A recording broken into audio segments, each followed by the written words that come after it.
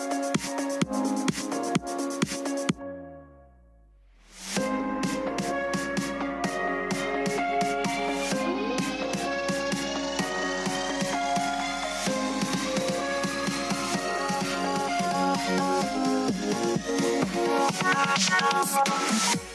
episode of the Pu'u Muay Thai podcast is brought to you by pmtlifestyle.com, authentic Muay Thai lifestyle by Pu'u. Definitely go check out the website at pmtlifestyle.com for some awesome lifestyle merchandise. That's for those of you out there either involved in Muay Thai, looking at getting involved in Muay Thai, and embrace a healthier lifestyle to live the life of a Nak Muay. Go check it out. On this episode, we have our friend Josh Soliva on the podcast. Just the episode we filmed at the hotel that's nearby the camp in Bangkok that we go to at Kit Kam Thorn. We've had Josh on the podcast before. He's a character. We're talking to him and our students, and we're like, hey, man, we need to just pop up here and start filming. So if you're listening to this on iTunes or Spotify or another audio-only platform, I highly, highly, highly recommend that you go check out the YouTube channel. Go check out the video. We have some special guests that come in on the podcast during this. It's very raw, but tune in and enjoy. I did lose a little bit of the first part of the podcast, only like the first 2 minutes. So we're able to kind of just catch up on everything when we tune in here. But I want to give you guys a little bit of context on it. This is for the Pu'u Muay Thai training camp in Bangkok, Thailand, and in Phuket, Thailand in December 2022. Enjoy. No, not live. Hopefully... I haven't recorded before, but yeah. So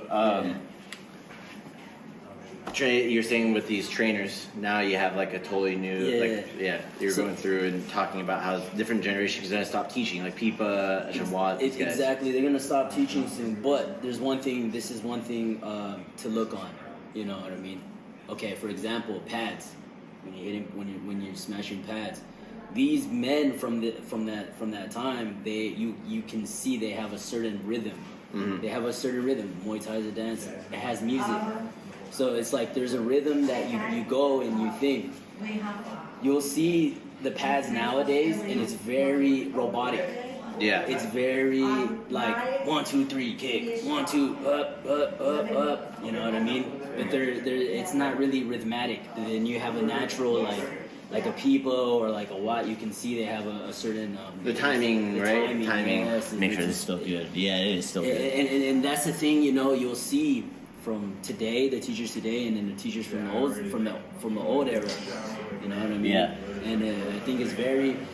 It's a thing to pay attention to, but I think now's the time to like really invest your time and learn from these people. Learn from these people, because then later on, in probably like 5 years, they're done. Yeah, they're retired. Yeah. So same thing in the U.S. Like a lot of the guys, like there's Pinum, like Jongsanan, and Ganyao, like they're all getting ready to retire. Like my crew is Thai guys. Same thing. I actually Jongsanan.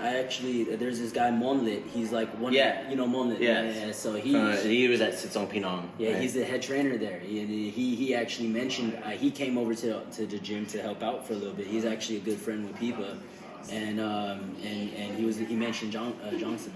Like back in the day, and the way he modified my stance, because people has me open, he had me like just turn in a little bit and stand a certain way, and I'm like, wow, that's like, it reminded me like Wooden Man, like how he is guard, yeah. So it's really interesting that you see how the technique gets passed down, but it gets personalized by each person. Mm-hmm. So like the fundamentals that people showed me, I can see how Lurzilla uses it, I see Sanchai use it, but it's all the same. They put it together differently. Yeah, then they figure out their style. Yeah. So it's the same thing. Like my crew that I had, he's like in the 60s. It's like the guys that were like fighting it back in the 70s. You know. So the 70s, 80s. And definitely different style, like the styles and the basics too. It's that really old knowledge that I feel like a lot of it's getting lost with a new. Because do you think it's in part due to like a lot of the foreigners coming here, and it kind of gets like diluted with misinterpretation, or? I think I think that there's that, but then there's also what I mainly think is that how they've tried to the entertainment aspect. Where they change the rule set to be more entertaining. You know what I mean? And they're losing, like, actually, man, like, if you look at the Golden Arrow fights, and then people, we have science now. We have modern science that makes a fighter better, Yeah. But if you look at the old times, you see how how they were constantly just back and forth. They weren't slow in the first or two rounds. No, they went right away. They went right away, you know. And so there's these things they're starting to do that with the 3-round fights. Yeah. But it's like but why not do it for 5? For the 5, you know, and it's not the same, man. The artistic side and the thing is not being, you know, everything's full about power, you know, versus like you don't see a Lerzilla or a Sanchai in the stadiums because they're very technical, you know. They don't rely on power, they rely on the technique and the finesse, you know. So it's like there's these things that are changing, but like it's really interesting with how the old people teach. Yeah. You know what I mean? Because then you're also getting the way they were teaching the people that are legends today. You know, you're getting the same the way you're learning the same way. You know what I mean? Versus skipping. You're going straight to the source. Yeah. And it's like you don't get the interpretation of it. You're getting it. You're getting it straight, and then you make your own interpretation. Yeah. That I can definitely see that happening. Yeah. Because of just from being around it. Like we met each other first 2015. Yeah. At the it was the WKA Worlds. Yeah. In Spain, and seeing where you started then. You know, you fucked up your shoulder. My shoulder got messed up. How is that now? My shoulder, it's amazing now. Like lots of like rehab. I mean, it took a while off. It took a while, you know. And then it's like I had to do like what really, it wasn't really the shoulder, but it was kind of like trying to find my way and find a training in the gym and thing. So it played out. I mean, at the time it wasn't working out for me. But then I was like, you know what? F it, I'm just gonna stop messing around, go straight to Thailand. Yeah, be there because you were out here for a couple of years, then you went back for a bit, right? Yeah, and then the COVID, and then it came back. Well, you were out here like in 2021 is when you came back, or when did you 2019, and then the end of 2021. That's when you came back, right? Yeah, December. Yeah, and then I came back and then started training again, and then I was just like, I didn't care about winning or losing. I was just like, just put me in these stressful situations, and I will learn. You'll figure it out. Yeah, get the experience. Because I think that's one thing that I think that was why I talked to you about having you on here is because you're fucking busy. And this is not something you do, right? Yeah. So I was like, hey, I can document these awesome people, like things that you're doing. And I know you're like, hey man, I got some shit going on, so let's talk about it. Oh man, there's a lot, you know, and you know, it's like even when I was in the States, you know, like the last like really like I worked with Danny Bill came for a seminar in Seattle. Yeah, man, it's amazing. Like he as a foreigner, I always I want to hear what the successful foreigners, the foreigners that were successful in Muay Thai, I would always like to hear how their mind is and how it's respected. You know, and he was telling me his story. He's like, man, you know, it's not like don't care about winning or losing. He's like, I was losing, like I lost 10 fights straight in a row till I actually got my rhythm.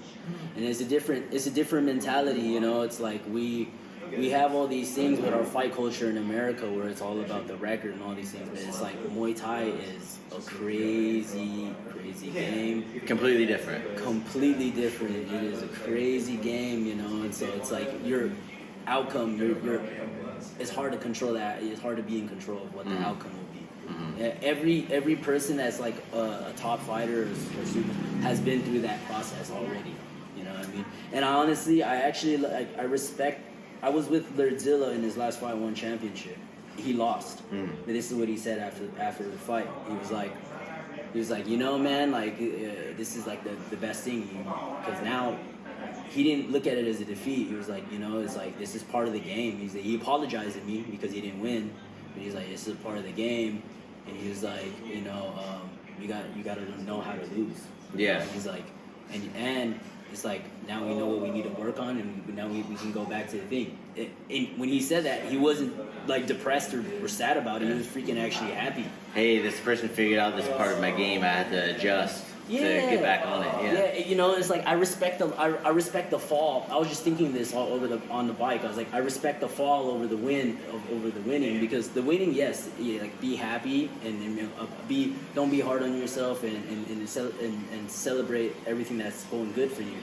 But the thing about the loss is that it exposes you to yourself. on a whole different level. I bet, man. On a whole different level. And one thing that I'm glad is that like I'm still happy and still on this path. I didn't allow myself to be defeated by adversity. And there's these things, man, like a lot of people, a lot of foreigners that come out here, it's not easy. They're going through it. There's many. I'm sure there's a shit ton. Oh no, I know. I've talked to a few of them. Yeah. Stuff. Yeah, man. Because I know it can be it's like really tough for the foreigners to be out here. Like one of them, my friend Moses, has been out here for 10 years. Yeah. And he was fighting a lot, and he went through this whole thing. Wow. Yeah. He's been through. He's up in Chiang Mai. Shout out to Moses if you listen to this, man. Wow.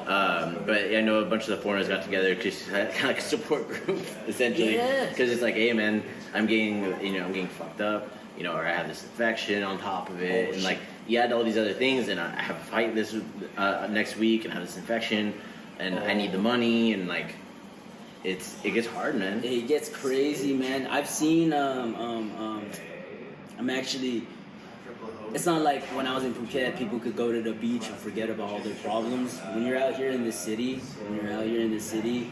you have to like fully assess yourself. It goes like you're either like freaking doing really good, or you're kind of like fucking up 1,000%. And you have this understanding.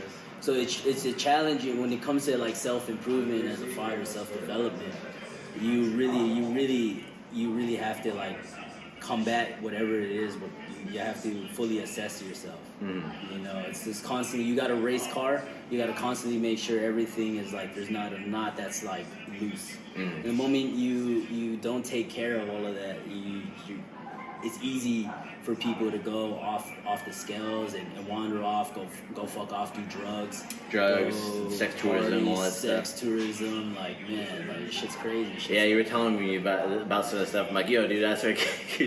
You're dropping some funny shit. I need to pull up the camera. Yeah, man.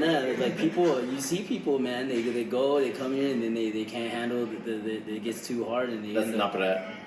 Oh. Yeah, very famous fighter. Oh, really? He's the one from the trainer from down the gym. I seen it, man. Yeah. I need to research this gym, man, because it seems really. I looked at it too, and I seen it looked really nice. Yeah, it's very like because they don't promote a lot for like tourists to come in. That's really good. Yeah, and they do a lot of this like.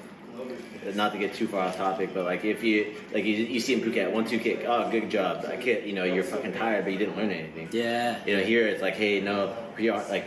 Hands here. Fix like, that shit. Yeah, these small little details to learn the style. That's the one thing, man, because like there's some good, don't get me wrong, there's some good places down there, but I was more like, I knew that 2 months or something would be equivalent to like Sawasdee Kap? 5 6 months. Somebody might. Josh.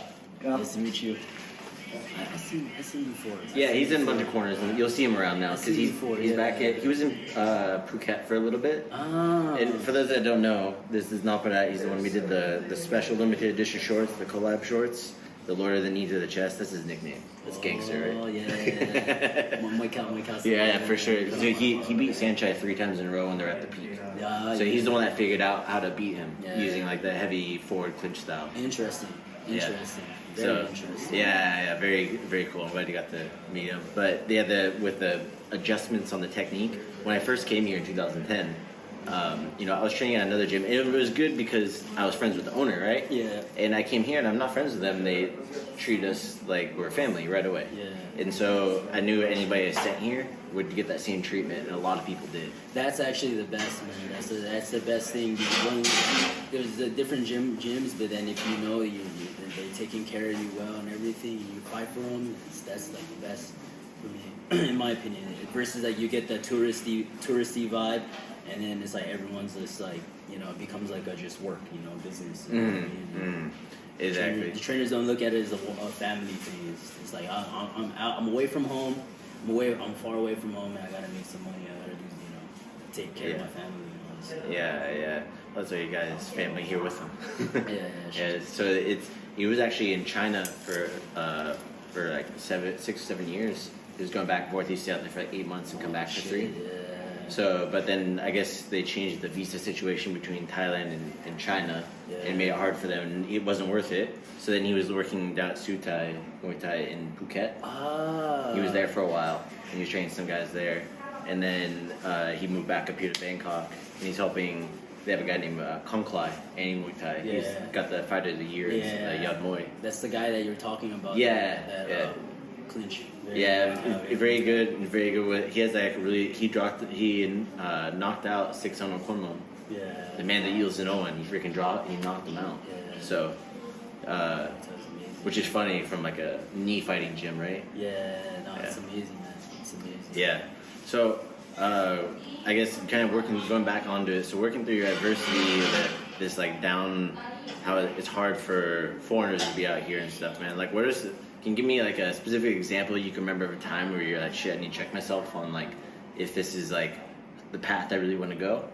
Man, no, it's just like you're constantly. It's just every day, man. Like you're constantly hit with something that is like fuck, man, like I'm in pain, or like I'm like it could be just little things, you know. It could be between rounds after a hard session, like what the fuck am I doing? Yeah, right? you know, and you just you like it could be like 4 days of like not having your day in training, you know what I mean? It could be little things, and you're just like, fuck, man, I would really want to like just go out, you know, and just go do something, you know, and just like say fuck everything, you know. And so, but the thing is like, but then there's times too, even with my. But losing my last fight, I mean, everything, I was happy about it, you know what I mean? So like, for me, it was like, since I love doing this, since I love it so much, that, and you know what I mean? I didn't really have problems that I can see where other people would. Yeah. Where other people would kind of go off the scales and off the thing. So, okay, I come 1 month, 1 month in Thailand, here 1 week. And then I go Phuket. Next week I go Phuket. But he Chok Moy at Rajasthan. Yeah, Saturday. Yeah. They changed for last minute. yeah. Good to see you. You're here with your family. Yeah. Family, nice. To get him on camera. Yeah. Hey, you wanna take a seat? Okay, camera. Hello. Champion. Good. Yeah. So we talk about your knee, Kyle. Chai. Your favorite one, Sai, Kwa? Either one? Yeah. Both are good. Okay. Yeah, okay, ขอบคุณครับ. Yeah. See, that's the thing too, is like when you're out here, you constantly meet like straight savages. Over and over again. Yeah, every time. Yeah. I'm just like, that's why I'd rather just not know who my opponent is. Yeah, because that way that way it's on your head. You just go fight him, and then afterwards, like, oh shit, I fought that guy. Yeah, like it's better I don't know who you are, and just like, please do not send me footage of my opponent or anything. I was like, I better just like, because who knows, the guy like freaking KO'd somebody, some special dude, you know? Yeah, man. Well, he fought like. He's fought like the who's who of Muay Thai also. Yeah. And seeing him come up and become a trainer and come back and do it, and you know the people he has. They have this kid named Ota, who's there right now, and he actually, you know that guy, the American fighter Jaleel Barnes. Yeah. So he made Jaleel Barnes. Oh, he's the guy that beat him. Yeah. Before he fought, what's his Onion. name? Yeah. Oh. Yeah. So he's down here. So get this, dude. He's only 15.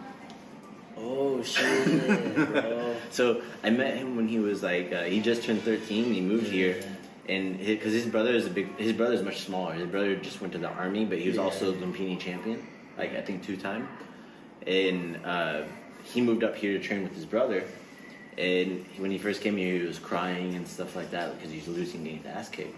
But now the hammer, the nail has become the hammer. That's what I'm saying, bro. That's how it is, man.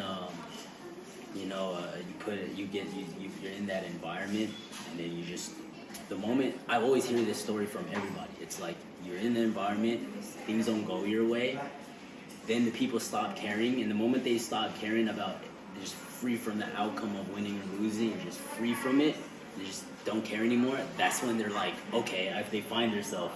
That's when they really like, at the worst moment, they find themselves. Oh yeah, you know. Like it doesn't really matter. Yeah. It doesn't. I don't care. And then that's when that anxiety goes away. Everything. I'm like, I'm just gonna fight. You know. Fuck it. Yeah. You know what I mean? Just go out, be present. Go out there, enjoy.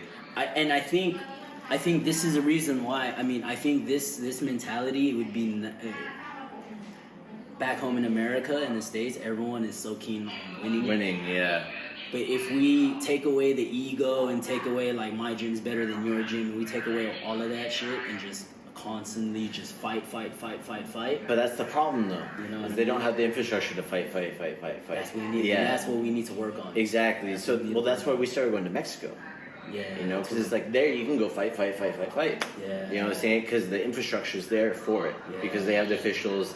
It's not overly regulated. It's self-regulated. Whereas in America, it's government regulated. It's like Muay Thai brought to you by the people that give you the DMV, bro. Like, come on. Like, No, it's true. So it makes it very difficult for it to happen. That's why people have to come here, like what you're doing, man. In my travels, man, like I've seen many cultures, and I see like even like for example, I always bring this up, man. Like I get blown away by like the Eastern Bloc Europeans and the Russians. Because they have over like 200 amateur fights, but then they get awarded these little medals, and it's like they don't have nothing to show for, you know what I mean? And it's like, and we're back home, but it's like what was I gonna say, man? But the mentality of just constantly like F it, it's just fighting, it's nothing personal. We gotta get rid, like the moment we can create something of this just constant. You know, and just F it, fucking win, lose. Who cares?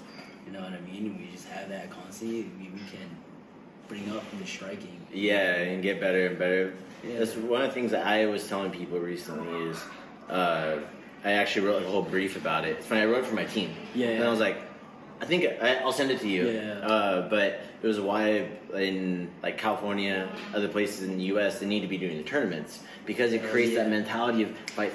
Doesn't matter win or lose, go out there and go fight. And you don't know who you're fighting.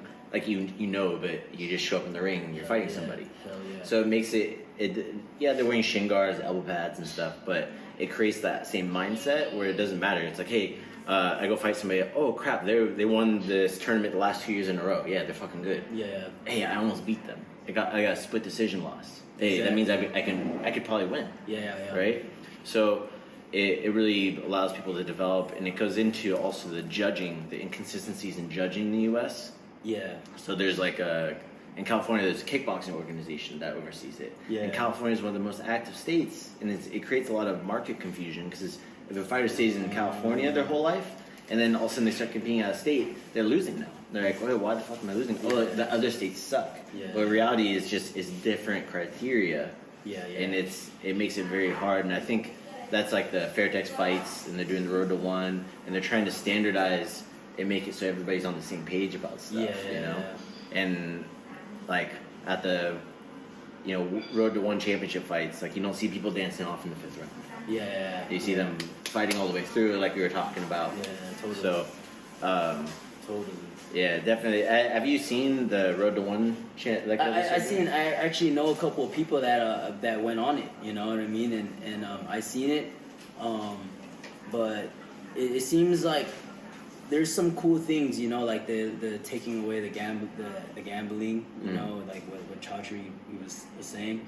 But then also, man, because I'm fighting on Raja, there's also this other thing where there's some weird stuff going on. Yeah, they're politics. Yeah, because they're saying like by doing that it's ruining the ladder system of Muay Thai, right? And you know, I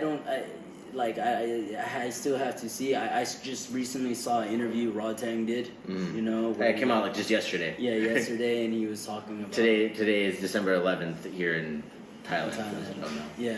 So it's like, and then it's like that makes sense, you know what I mean, with the thing. But then there's a whole economy. They're talking about the whole economy of Muay Thai out here, you know. And it's hard for me to speak on it because I didn't come from. I don't know exactly, you know. I wasn't a kid who was raised. For them, I think they'll figure out what's best for what. Yeah. I trust that because they're talking to each other, you know, and I think that's the good thing. They're not like, we're not talking to you. I think it's actually good because the moment Chaudhry did the one Lumpini, then he said he was gonna pay double than what Raja paid. Then Raja came out with the Rajaman World Series, and it's like this big production. They got new lighting set up, everything. Yeah, and the guy, what's his name? One of the hosts of Antoine Pinto. He came to the gym. He's like, they had the same module as marketing module as K1. Oh wow! So they're using the business module is the same. I don't know anything of that stuff, but that's what he said. So it's interesting now because now like Muay Thai. Now it's like there's a chance, for the people. There's a avenue now to like, okay, you fight here and you go up. And you fight here, then you fight here, then you're in one. Yeah. And you're in one and everything. Or then if you don't have fights in one, you have fights on this show. It keeps you active in one that you can fight under your contract. Just make sure it's still good. I think it's good. You know what I mean? Because now a lot of people already like got their eyes on it. What's before. Back in the day, say we our time when we were at the WKA, 2015, it wasn't really like there was not much attention on Muay Thai. No, even dude, that was Muay Thai. That's nuts, bro. That was my first time I went to a tournament. Yeah. Right, and I heard about TBA and I knew about them, but I'm like, okay, we'll do the fight nights, blah blah blah. Yeah. But then I saw that and I was like, oh, we're doing tournaments. I was like, I saw it right away. I'm like, oh, the next WKA, I brought somebody to the East Coast to go fight. Yeah. And then I learned about the shit show of the WKA. Honestly, I think it's really good what you're doing with your students. What? I think it's really good bringing them out to Thailand and having them experience this because this is the thing, man. Like, I'm starting to see the behind the scenes, a dude that was at my gym recently, I was coaching at my gym, just became a champion and won championship. You know what I mean? And things like this. And there's like, you have the masses, and the masses only know what they know from what they see from the, in front of them. In front of them. But then the behind the scenes, and I'm seeing this, and I'm like, holy moly, you know what I mean? Like, you had that Japanese guy, Hiroki, and then he was at Evolved, and then Nong-O was training with him, right? And then Nong-O comes back to Thailand, and then he goes and trains with Pet. Yeah, and I'm seeing them both train, and I see them at Fairtex Gym. I'm like, hey, what's up? Yeah, and it's just interesting. Because people think it's like these people are like too far away and you'll never meet them. Yeah. Right? They don't quite understand the connection and how Muay Thai works in that capacity. Yeah, and it's like, they don't, but the thing is it's very good because, okay, so for example, say you have a champion in America. You have a champion in America. And like, man, I respect everyone that's doing their thing and everything. You have a champion in America, but then it's like, then you come to Thailand, and and it's like you're already starting from scratch again. Yeah. You didn't have that. You're a champion in the States, but you come to Thailand and you're starting from scratch. So what you're doing by bringing your students out here, you're already just putting them on that. Yeah, well, this is where you need to be. This is where you exactly need to be, and you need to think. That's why, man. Like, I didn't have the resources that I needed in the States to fight on all these things, these amateur shows, because I couldn't find the opportunity to do it. Yeah. So then I was like, okay, you know what? I'm gonna go here. When I'm out here in Thailand, there's many champions from their foreign countries, champions from these European countries, champions from the States, U.S., South America, Canada, all that stuff. They come here and they start from scratch. It's just you are a beginner again. Yeah, you're a C class again. Yeah, and it's crazy. It's crazy, but then you see, like, okay, there was one guy I like to watch, when I was back in the States, was that guy Eddie Absolutely, yeah. And he fought recently. Now he's fighting on one. Yeah. Now that means, and he's a Muay Thai guy. That means he's gonna be fighting on one Lumpini. Yeah.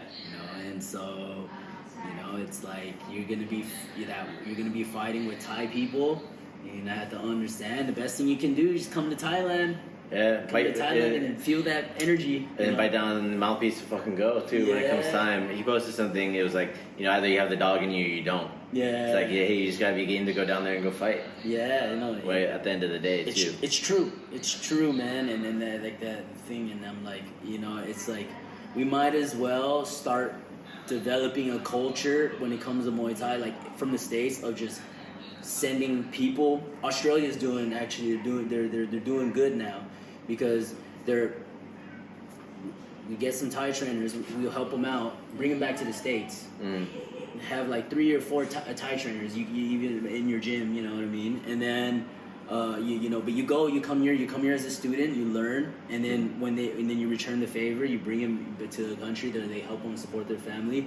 But then we constantly just start bringing Thai trainers to the States. Yeah, I was just talking to you know the brand Satra? Satra? First time I heard. Yeah, they have so they sponsor a lot of fighters back in the U.S. Yeah. But Ashton Watt was wearing like the shorts. Yeah. And I ran to the guy Jack. I ran him once in the U.S. Like me and him just kind of becoming acquainted. Great guy. Go check him out. For him, he's actually working on bringing over a bunch of trainers to stay there for like a few months too. That's the way, man. Yeah, we need and that. And the same thing. I like I want him to come over because he speaks English. He's nice. He has family here. Like it's beneficial, right? And he knows a lot. Send him, get him over there, man. Yeah. Hey, you know what's funny? Master Tong. He's a guy in the States. You know, he's on the street where I live, you know, and we constantly peeing people, go eat dinner, we walk down the street, eat some street food, some Isan food, and we come back, we go say hi to Tong, you know, he's out here, he's trying to get back to the States. Oh, really? Yeah, he was the one that was with your favorite stuff, right? Yeah. So it's funny seeing, I'm like, yeah, and I can see, like, the American vibe rubbed off on him. Yeah. I mean, I can see, like, he's like, shit, I need to get back there. Yeah, like, you're total, the way you speak, you know, English, you're like, fuck, man, like, da-da-da, you know. Bro, yeah, you know, and I'm just like, but like, importing the Thai trainers is the thing we need to hop on. That's the thing. There's a couple different avenues to do it, and that's what I was talking to Jack about from Satra, because he's trying to figure it out. And I've talked to a couple of immigration attorneys, and I'm not gonna give it away too much.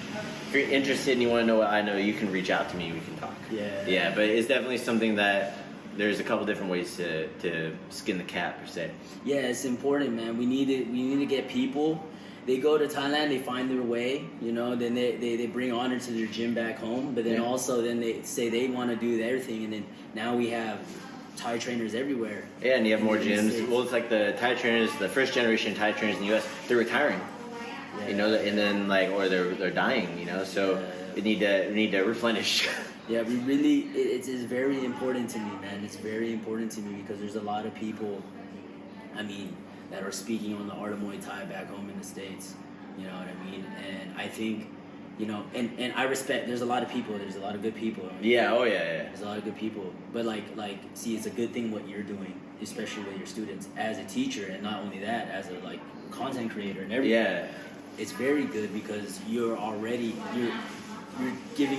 bringing them directly to the source. Yeah. And that's the one thing. Like there's a lot of people that just come out here and then they share it online and then they talk about it. And like I said, that's where a lot of stuff gets lost in interpretation. There's a middleman. That middleman thing, because it's like if you got a society that's clueless to whatever it is, like I can be like, okay, this is fine wine from thing. This is very, very blah blah blah. I speak it up, but they don't know anything about wine. Then of course, you know, okay, like fuck it, I'm gonna say it. I'm gonna cool. I'll try it. Yeah. You know what I mean? Oh yeah, it's good. And that's all it, right? Yeah. I personally think not only like when it comes to martial arts, but if you develop like, and then it'll create a bunch of open-minded human beings. They're aware of different culture. It opens their mind. They see the world. They come back and they can offer the best. Whoever the next generation. This guy Ralph right here. He was out here with me last time. So what do you eat? Pork rinds? Oh yeah. Oh yeah. Chicharron. Yeah. Chicharron. So he came out with me. He came out here last time and stuff like that too. And you know he coaches at our academy and talks about this. And he's like, dude, you guys need to go. And like, because it was a Chad and Thomas, he helped talk into it and stuff too, right? He's like, hey, dude, you guys just do it. Just fucking go. If you can go. Hell yeah. Yeah, because they're martial artists, like they do jiu-jitsu also, so they get like the whole lineage of like, hey, I need to go like see it. Yeah. And their jiu-jitsu instructor, he's a friend of mine, and he was telling them too, like, no, you need to like go. It's the truth, man. If you look at like even old school fighters, man, like even MMA, man, they like one of my favorite MMA fighters is Sakuraba. They go in Pride. You know, he's a catch wrestler. But then he was like, I need to learn Muay Thai. So he brought a Thai trainer, Lumpini champion, to go train him. Well, Michael Bisping stayed here at Keith Kim Torn for 3 months. Oh, really? Yeah. See, this is what I like about Thailand, man. Like, you know who else is here that fights in the UFC? That Marvin. the guy that fought Israel Adesanya, the Italian guy. Oh, I don't know. Yeah. I know who it is, but I don't know their name. He's over there training with Trainer Gay. Oh, nice. And you know, yeah, fuck it, I could. Yeah. Oh shit, my bad. Yeah, you're good. You're good. 1000%. Yeah. But you know, kind of going through the, you know, what you have a fight this Saturday, bunch of dumb noon, and then you're gonna be going into after that. Like, how long are you planning on staying out here now? Man, I'm full time, so okay, I'm gonna fight. I have my yearly visa expires in May, but then I'm gonna go to Switzerland and have a fight lined up in Switzerland. You were coaching in Switzerland for a little bit, so right? I was coaching. So there's a promotion there, and they're gonna pay me money, and that money I'm gonna use to pay for my next yearly visa. So it's like, and then I'm gonna teach there, stay out there, kind of take a break from Thailand, Take a little money. breathe the nice mountain air, you know. No longer getting the fresh Bangkok Yeah, you know, and then it'll reset, recharge my spirit, and then go do this process again back in Thailand. Just consistently fight. I'm gonna try to do this as long as I can until I accomplish my goals in Muay Thai, and then possibly go into MMA after. Yeah, possibly. So, what's something you would tell yourself in the future when you look back at this time? Oh man, like everything is meant to be, man. Like there was a reason why I'm in this time, and there's a reason I'm everything. You know, like, well, you did the right thing. There you go. Did the right thing. The right thing. So, for you, I have a question for you: left kick or right kick? Ooh. Hey, Ralph's giving the eyes right now. Yeah, is he shooting the ojos at you right now? Man, both, man. But the thing is that a left kick, really, if you just master that left body kick, that's just and then someone likes to catch, that's just a free liver shot right there. Yeah. But then for me, I fell in love with my right kick way too much. And then there's a power. There's a lot of things, but for like every month, like, so I had a whole like month of just perfecting my right kick, but now I'm just focused. Now I'm gonna start focusing on my left. But Ralph, there was the Lord. He just left. Lord in the chest. He's in here. Yeah. You guys walked right past him earlier. The one thing I would say about kicks, man, is that people need to learn how, when it comes to kicks, is that you can, if you have a person that's good with their hands, you can pin their arms. Yes. If you constantly kick them in the arms, you can pin subdue their boxing. Yeah, you can slow it down. Yeah. And that's why I started learning how to use my kick more. Yeah. Because like when I first started, I hated boxing. Until I got my boxing coach, and I really just did a lot of boxing. Yeah. But it made it really easy using that left body kick to really pin that arm there. Yeah, man. And the left is actually really, really, like, they're not used to it. Everyone's used to the right kick. That's why I need to start working on it. But now I'm getting ideas, and I'm finding my rhythm with my left. But it's like I would say the left kick. I would say the left kick is very. You think we'll see a left kick, some good left kicks this Saturday? Yeah, hopefully. Possibly. Maybe if it's in the books, right? Yeah, if it's in the thing, you know, I need to train it more, man. But then it's like, if it comes out, it comes out. If it comes out, it comes out. Yeah. You know what I mean? There you go. How can people follow your journey? Just hit me up on Instagram, Josh Soliva 95. You'll see a lot of my training videos, the people that I'm like mixed up with, the circles and everything, and also the training, and like my stories are always animated with some crazy stuff. So yeah, I'm constantly entertained. Well, awesome, man. Thanks for coming in and doing the podcast today. Anything you want to say before we tune out here? Man, like, the best thing, even for like people back home in the States or wherever you are, is the best thing you can do, you know, is like, listen to your coach. You find a coach that you trust, listen to him, but then also invest in making a trip out to Thailand, you know, and kind of like, if your coach is okay with you going to Thailand, it's a good coach. It's a good coach, period. That's it, you know what I mean? You get an open-minded coach, you know, that understands that and is for your improvement. Find yourself someone good that you can trust, and then double down on that, and then also invest in yourself. That's a good one right there. You invest in yourself. You invest in improving yourself as a fighter or a martial artist. Doesn't matter. I view two people the same. The martial artist or the fighter is the same, because they're practicing. They're just doing it in a different way, have different meaning. But if you invest in improving yourself, your self-worth and your self-value increases, and then your word has something behind it. So then you can use that as an avenue to. There's many avenues from doing Muay Thai martial arts. I highly recommend investing in yourself, but then also being around, having someone that you can trust back home that can a base back home, you know, and then you can bring that knowledge back to your gym and share to your team, your team, you know what I mean, and that's how we grow. Yeah, that's how we all get better. That's the one thing that I'll just say, you know what I mean, to everyone back home in the States. Awesome, man. Thank you. Yes. Cut. The casting couch. All right, that's it today, guys. Thank you so much for tuning in. If you guys are listening on iTunes, please go leave a review. It means the world to me if you enjoy the content, or if you like hearing about all the stuff that has to do with Muay Thai and what we're doing.